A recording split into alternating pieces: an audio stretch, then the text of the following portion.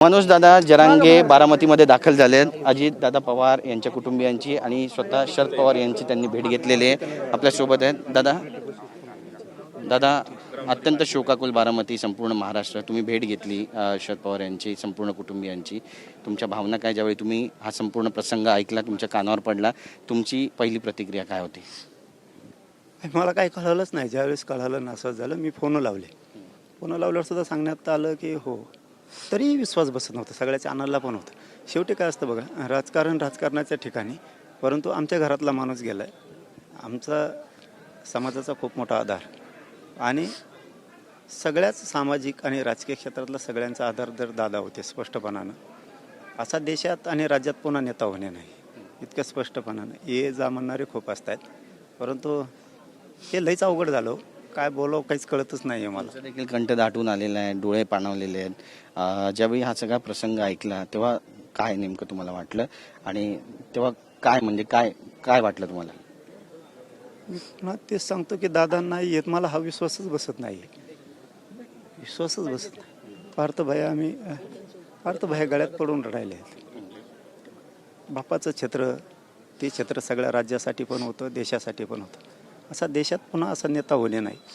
शेवटी आधार असतो, दिसो नाही दिसो, काही दिसत असतो काही दिसत नसतो। दादाच होते। मला प्लीज माझी विनंती, मला काय सुचतच नाही आहे काय बोलावं। प्लीज आमचे दादा दिसत नाहीत, ते खूप दुःख आहे। नक्कीच।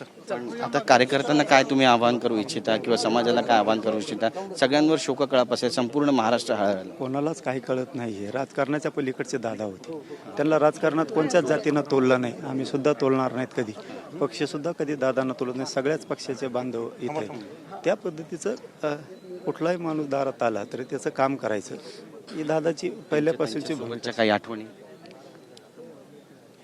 फोन येत असायचे आम्ही, हो 1-2-3 वेळेस झालं होतं। काय बोलले समाजाच्या बद्दलच्या कामात कधी कमी पडत नसायचे, समाजाच्या कामाच्या बद्दल कधी कमी पडत नसायचे, कामं करत असायचे। निवडणुकीच्या काळातही फोन यायचे, त्यानंतरही काही समाजाचे कामं असले तरी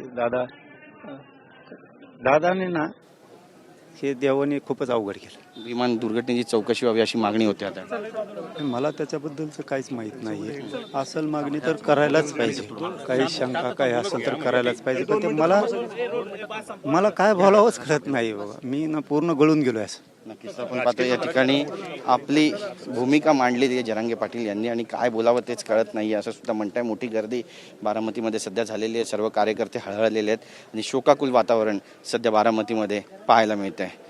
कॅमेरा पर्सन योगेश गुरवचा गिरीश गायकवाड, TV9 मराठी, बारामती।